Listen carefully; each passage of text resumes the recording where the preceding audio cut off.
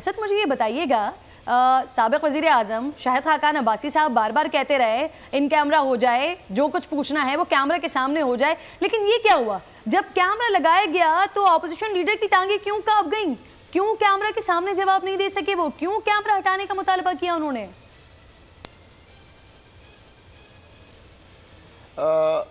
किरण, बात यह है कि ये जिस साबिक वज़ीर आज़म शाहिद खाकान अब्बासी साहब का अभी आपने क्लिप सुनाया है, ये वही शाहिद खाकान अब्बासी साहब हैं जिन्होंने कहा था कि LNG केस के अंदर ना मैं ज़मानत कराऊंगा ना मैं वकील करूंगा। फिर आपने देखा वकील भी किया और ज़मानत के लिए भी दरख्वास्त दी। यही शाहिद खाकान अब्बासी साहब, यही शहबाज शरीफ साहब जो अपोजिशन लीडर हैं, जो वो कहते हैं नैब से ना डरता हूँ ना गिरफ्तारी से घबराता हूँ। फिर पिछले दरवाजे से भागते हुए भी दुनिया ने देखा छुप के, किस तरह वो छुपे और कहाँ पे गायब हुए।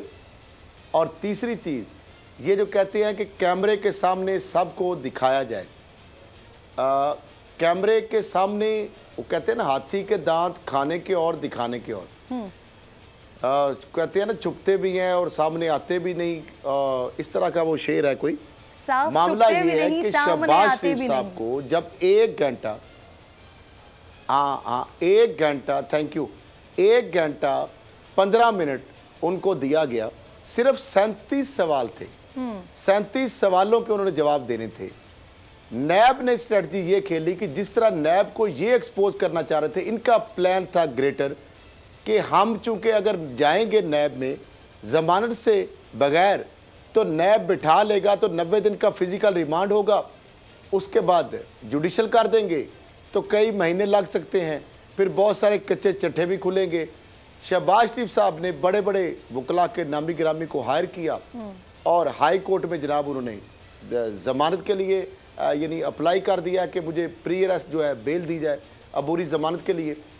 1 दिन अदालत नहीं थी, फिर अगले दिन 2-3 दिन टाइम उनको मिल गया और वहाँ पे उन्होंने 9 जून को जो आज बुलाना था, उनको पता था कि मुझे नैब अब बुलाएगा, लेकिन उनको ये यकीन था और करना चाहते थे कि नैब बुलाए ज़रूर लेकिन मुझे बिठाए ना।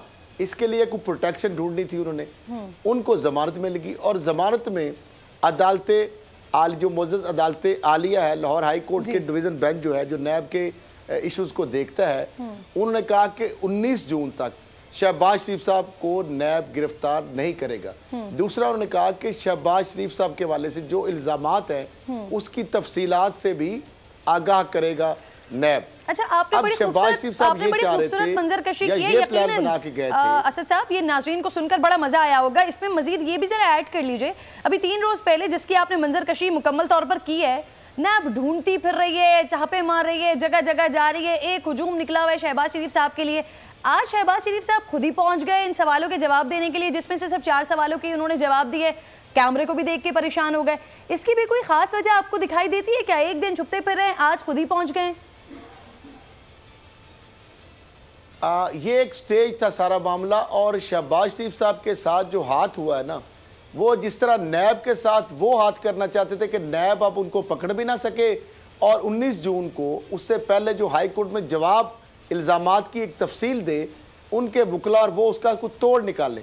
नैब ने आज जो स्ट्रेटजी खेली है वो शहबाज शरीफ साहब का जो पत्ते खेलने थे, नैब ने आज उल्टा उनके ऊपर वार कर दिया। नैब ने उनसे वो सवालात से शुरू किया आगाज़ जो उनसे रिलेटेड ही नहीं थे। शहबाज शरीफ के दिल में तो लड्डू फूट रहे थे। शहबाज शरीफ बड़े खुश हो गए कि ये तो वाकई नैब जो है इसको तो पता ही नहीं है कोई इन्वेस्टिगेशन का, तफ्तीश का, या जो मेरे ऊपर इल्ज़ाम आता है ये तो अब बिल्कुल मैं बच जाऊंगा। वो एकदम शोर मचाया कि जनाब ये तो मेरे भाई साहब की प्रॉपर्टी है, ये मेरी प्रॉपर्टी नहीं है। फिर उन्होंने कभी मरियम साहबा की किसी प्रॉपर्टी का हवाला दे, वो कहते हैं जी नहीं जनाब ये तो मरियम साहबा की है, ये मेरा इससे क्या तल्लक है।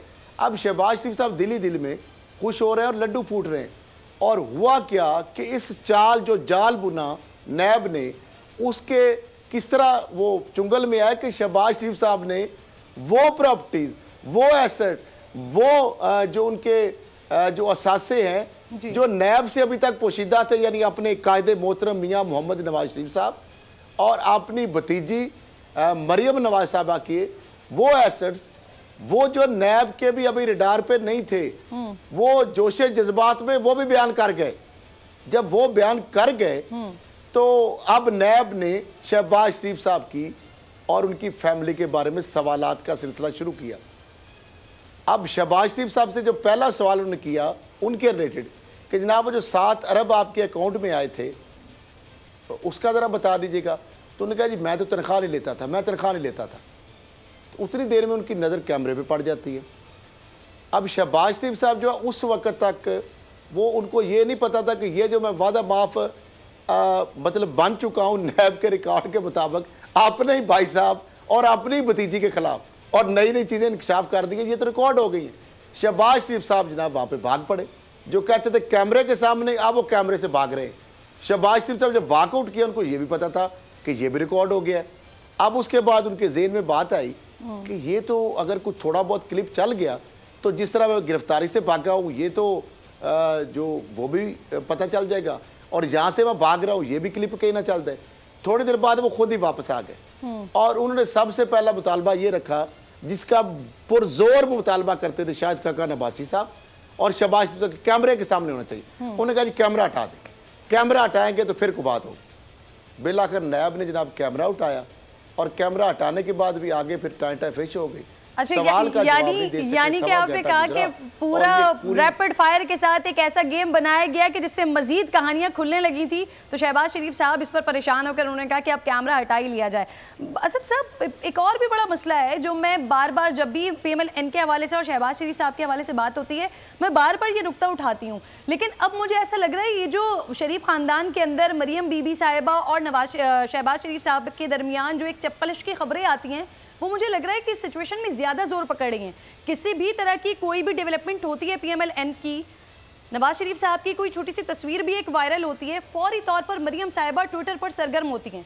लेकिन अगर आप दूसरी तरफ शहबाज शरीफ साहब का मामला देखिए, वो चाहे नैब के छापे हों, चाहे ज़मानत हो, चाहे आज की पेशी हो, मरियम साहिबा की एक पुरस्कार खामोशी होती है। रहनुमाओं से पूछा जाए कहाँ है तो कहते हैं कि अभी उनका खामोश रहना ही बेहतर है। तो क्या ये चप्पलिश की खबरें जोर नहीं पकड़ रही हैं? ये ऐसा लग नहीं रहा कि वाकईतन ये इख्तिदार की रस्साकशी है इस फैमिली के अंदर जो मरियम साहिबा की खामोशी से आया हो रही है? देखिए ये चीज़ें रिकॉर्ड पे हैं कि जब भी ये मामला होता है, बिल्कुल आपने राइटली पॉइंट आउट किया कि जब उनके वालिद साहब जो हैं, जो अभी उनके ना तो पार्टी के वो सदर हैं ना उनका कोई ओहदा है, बहरहाल उनके वालिद है, अफिलिएशन है, जो भी है, ये भी उनके चचा को सुतेले नहीं है, ये भी चचा है और जो कहते हैं मेरी भतीजी बेटी से ज़्यादा मुझे मोहतरम है। सर शायद खाकान अब्बासी और एहसान इकबाल का अगर मामला होता है तो ट्वीट तो वहाँ पर भी आ जाता है। मैं यही कह रहा हूं ना कि अब जो आपने एक बात कही है उसकी प्रैक्टिकली मैं बता रहा हूं। मामला यह है कि रस्साकशी की यहां तक मिसाल देखें कि पहली बात तो यह है कि मोहतरमा शमीम अख्तर साहिबा जो हैं उनकी बहुत रिगार्ड करते हैं, नो डाउट नवाज शरीफ साहब भी और शहबाज शरीफ साहब भी। वहाँ पे एक उनके रिस्पेक्ट है, जो भी है हर एक वालिदैन के एहतराम करता है, बहुत ज़्यादा करते हैं। जब मामला हुआ था मुस्लिम लीग नून की सदारत का और प्राइम मिनिस्टरशिप का, तो उनकी वालदा लाहौर से prime minister house Nawaz Sharif साहब को मिल के उन्होंने अपना दुपट्टा उतार के उनके पाँव के ऊपर फेंका था और उन्होंने कहा मैं हाथ जोड़ती हूँ बेटा, ये तुम्हारा सुतेला भाई नहीं है, ये तुम्हारा दुश्मन नहीं है, खुदा के लिए इसको मौका दो, इसको प्रेसिडेंशियल जो पार्टी का सदर बनाओ। तो जब ये बात पता चली उस वक़्त मरियम साहिबा को, और नवाज शरीफ साहब ने अपनी वालदा से ये कमिटमेंट कर ली। जब कमिटमेंट कर ली तो जब घर में पता चला, उस वक़्त हयात थी कलसूम साहिबा भी, तो मरियम साहिबा तो वहाँ पे घर में कपत पड़ गया। नवाज शरीफ साहब को अपनी माँ से किया हुआ वादा जो है वो उससे वो वफा नहीं कर सके। उस वक्त उन्होंने फिर इनको सदर नहीं बनाया था, प्रेसिडेंशियल जो उनका कैंडिडेट बाद में बनाया, बाद में ये सारा मामला हुआ, और वज़ीर आज़म भी इनको नहीं बनाया, वरना इलेक्शन भी सब कुछ हो सकता था। ज़िमनी इलेक्शन कौन सा मसला था इनके लिए, हुकूमत भी थी पंजाब में भी, मरकज़ में भी। फिर उसके बाद इस तरह के बेशुमार ऐसे वाक़यात हैं कि शरीफ फैमिली के अंदर ये रिफ्ट है। अब एक और वाक़या, शहबाज शरीफ साहब ने कई सीनियर एक मेरे दोस्त एंकर हैं उनसे भी ये वाक़या बयान किया कि नवाज शरीफ साहब ने ये उनको बुला के कहा, शहबाज शरीफ साहब को, कि मैंने ये फैसला किया है कि मैं अब उम्र ज़्यादा हो गई है, आपकी पार्टी के लिए बड़ी खिदमत है, आपकी वजह से पंजाब की हुकूमत की परफॉर्मेंस की वजह से हमें मरकज और पंजाब में हुकूमत मिली। तो अब मैंने ये फैसला कर लिया है कि अब मैं आपको मुल्क का वजीर आजम अपनी जगह पे बनाना चाहता हूँ। और ये 2.5 घंटे का उन्होंने कहा कि उसके बाद मैं बाकायदा अनाउंस कर दूँ। शहबाज शरीफ साहब ने मेरे उस 2 सीनियर एंकर से कहा कि आज तक वो घड़ी जो है और वो 2.5 घंटे जो उसका मैं इंतजार कर। अच्छा, आपने एंकर की बात की तो मुझे वो वाला किस्सा याद आ गया। असद खलल साहब, अभी रिसेंट केस जो शहबाज शरीफ साहब ने कहा था कि उनके पूरे तमाम मामला तय पा गए थे, कुछ 2 एंकर्स आए थे जिन्होंने उनसे बात की थी कि उनको वजीर आजम बनाना चाह रहे हैं, और उसके बाद फिर पता नहीं क्या हुआ। तो उसके बारे में भी आज शहबाज शरीफ साहब ने बात करते हुए कहा है कि जी हाँ ऐसा हुआ था। बहरहाल मुझे ये बता दें आखिर में कि शहबाज शरीफ साहब का अभी मुस्तकबिल, करीब में मुस्तकबिल आपको क्या दिखाई दे रहा है? गिरफ्तारी अमल में आ सकती है ये जमानत खत्म हो जाने के बाद? मेरा ख्याल शहबाज शरीफ साहब जो है वो विकेट के 2 तरफ नहीं, शायद 3-4 तरफ खेलने की कोशिश कर रहे हैं।